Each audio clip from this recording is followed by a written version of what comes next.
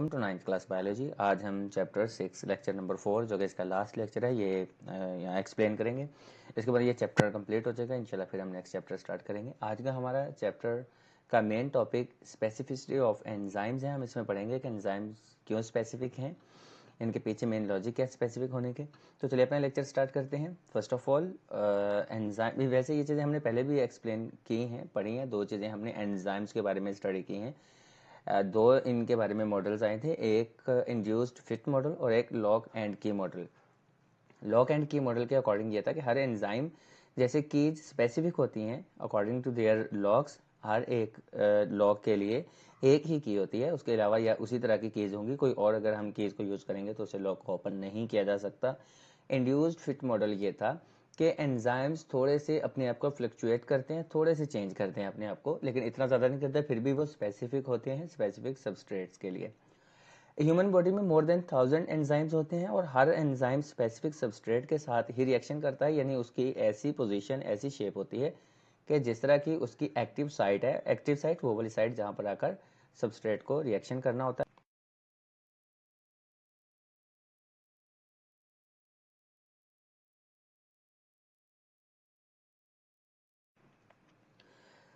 Next इसके बाद enzyme specific क्यों होते हैं, वो इसलिए कि ये सारे एंजाइम्स एक ही काम परफॉर्म ना करने लग जाएं, या कहीं पर फॉर एग्जांपल अगर हमें ग्लाइकोलिसिस करवानी है या हमें सम टाइम एनर्जी को स्टोर करना है और वो हम स्टोर एनर्जी को स्टोर करते हैं मसल्स में, और अगर मसल्स में जितने भी एंजाइम्स हैं वहाँ पर भी वो वाले एंजाइम लाइक वो एंजाइम कोई और फंक्शन परफॉर्म कर रहे हों और वही एंजाइम वहाँ पर जैसे ही हम एनर्जी को स्टोर करने के लिए वहाँ पर ट्रांसफ़र करें ग्लाइकोजन की फॉर्म में, तो वो उस ग्लाइकोजन को फिर से एटीपी में कन्वर्ट करना शुरू कर दे, जिसकी कभी नीड ही नहीं थी। ये भी इसके पीछे रीज़न है कि हर एंजाइम अपने स्पेसिफिक एरिया में ही फंक्शन परफॉर्म करता है, या वो वाले एंजाइम जो कि फूड को डाइजेस्ट करते हैं, लाइक हमारे स्टोमिक में हम अगर मीट खा लें तो मीट को डाइजेस्ट कर लिया जाता है, जबकि हमारा बॉडी खुद भी बोन्स एंड फ्लैश से मिलकर बनी है। तो वही एंजाइम्स अगर स्टोमिक के अलावा कहीं और पर रिएक्शन परफॉर्म करना स्टार्ट करेंगे तो मे बी वही एंजाइम्स वहाँ पर जाकर फ्लैश को वहाँ पर वो डाइजेस्ट करना स्टार्ट कर दें। तो इसीलिए एंजाइम स्पेसिफिक होते हैं और इसीलिए उनको स्पेसिफिक एरिया में ही उनसे स्पेसिफिक फंक्शन परफॉर्म करवाया जाता है।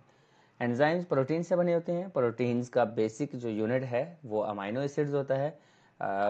इसके अलावा फैट्स का बेसिक यूनिट फैटी एसिड होता है। अमाइनो एसिड पर डिफरेंट चार्जेस होते हैं। ये सामने मैंने एक मॉलिक्यूल बनाया है प्रोटीन का। प्रोटीन एक बेसिक अमाइनो एसिड है, इसमें नाइट्रोजन होता है, कार्बन है, हाइड्रोजन है, इसके अलावा एक ये चेन लगी होती है, कार्बन चेन इसके साथ अटैच्ड होती है। तो ये सारे की सारी चीज़ें मिलकर एक अमाइनो एसिड बनाती हैं जो कि बेसिक यूनिट है प्रोटीन का। सारे एंजाइम्स की एक्टिव साइट होती है, स्पेसिफिक शेप होती है, इस पर डिफरेंट चार्जेस होते हैं, वो भी सेम स्पेसिफिक होते हैं, और वो उनके अपने स्पेसिफिक बॉन्ड के साथ ही जो स्पेशल बॉन्ड उनके साथ जिसने अटैच होना होता है वो उसी में ही उसी फंक्शनल ग्रुप को या उसकी ज्योमेट्रिकल शेप को वो डिटेक्ट करते हैं और उसी को ही प्रोडक्ट में कन्वर्ट करते हैं। कुछ हम अगर एग्जांपल्स देख लें, मेन हमारे पास जो एंजाइम्स हैं, फर्स्ट ऑफ ऑल इसमें प्रोटीएज है, नाम से पता चल रहा है। अच्छा, जितने भी एंजाइम्स होंगे उनके नाम के लास्ट में ASE आता है।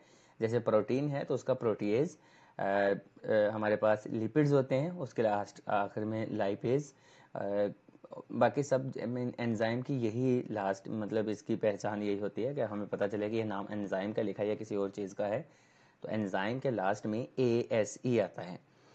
प्रोटीएज किसकी करेगा ब्रेकडाउन, प्रोटीन की। इसमें जितने प्रोटीन्स होंगे उनको उनकी ब्रेकडाउन करने के लिए या उनके सबस्ट्रेट को प्रोडक्ट में कन्वर्ट करने के लिए जैसे एंजाइम को यूज़ किया जाएगा वो प्रोटीएज है।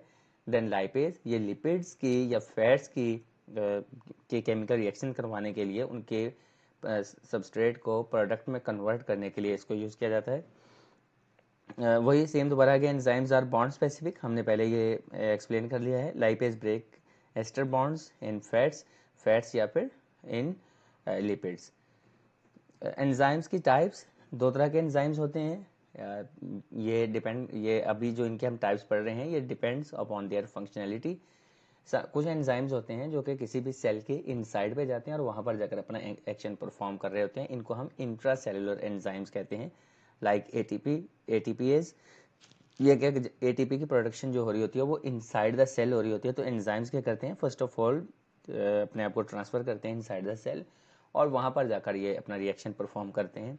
और दूसरे हमारे पास एक्स्ट्रा सेलुलर होते हैं, इनको सेल के इनसाइड जाने की ज़रूरत नहीं होती बल्कि आउटसाइड द सेल ही अपना फंक्शन परफॉर्म कर रहे होते हैं। लाइक हमारे स्टोमिक में अगर हैं जहाँ पर लाइपेज एंजाइम है, लाइपेज भी एक एग्जांपल है एक्स्ट्रा सेलुलर की, जहाँ पर ये लिपिड्स की ब्रेकडाउन करता है, क्योंकि लिपिड्स की ब्रेकडाउन ये लिपिड्स के सबस्ट्रेट को प्रोडक्ट में कन्वर्ट करने के लिए हमें इनसाइड द सेल जाने की ज़रूरत नहीं है, आउटसाइड द सेल रहकर ही हम ये फंक्शन परफॉर्म किया जा सकता है।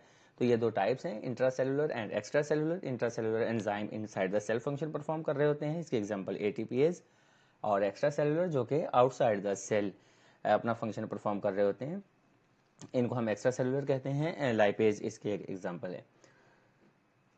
हमारा यहाँ पर ये चैप्टर और ये लास्ट लेक्चर भी खत्म हुआ, ये इसके साथ ही हमारा ये चैप्टर कंप्लीट। इंशाल्लाह नेक्स्ट वीडियो में हम अपना नेक्स्ट लेक्चर स्टार्ट करेंगे। यहाँ पर इसकी थोड़ी सी समरी देख लें। एंजाइम्स आर हाईली स्पेसिफिक, और इनकी स्पेसिफिक होना डिपेंड करता है इनकी शेप पर, इनकी केमिकल नेचर पर, और इनकी chemical nature of active site पर, और सबस्ट्रेट के साथ इनका उनके जो उसमें कोई चार्ज है उस पर, या उसके पास कोई फंक्शनल ग्रुप है उस पर। और जितने भी सबस्ट्रेट होंगे वो क्या करेंगे, सिर्फ बाइंडिंग एक्टिव साइड की तरफ ही आकर बाइंड होंगे। और कौन से होंगे, जो सबस्ट्रेट मैच करेंगे। फॉर एग्जांपल यहाँ पर ये एंजाइम है, ये सबस्ट्रेट है, इसके साथ यहाँ पर आकर ये बाइंड करेगा और प्रोडक्ट में कन्वर्ट हो जाएगा। अगर यहाँ पर हमारे पास ये वाला सबस्ट्रेट आ जाएगा तो इसके साथ कभी भी रिएक्शन नहीं होगा, इसको सबस्ट्रेट में प्रोडक्ट में कन्वर्ट नहीं किया जा सकेगा। तो इसीलिए ये सिर्फ मैचिंग सबस्ट्रेट के साथ ही रिएक्शन परफॉर्म करते हैं। और लास्ट इसका जो सेंटेंस या स्टेटमेंट है वो ये है कि एंजाइम्स या तो इंट्रासेलुलर हो सकते हैं या फिर एंजाइम्स एक्स्ट्रा सेलुलर।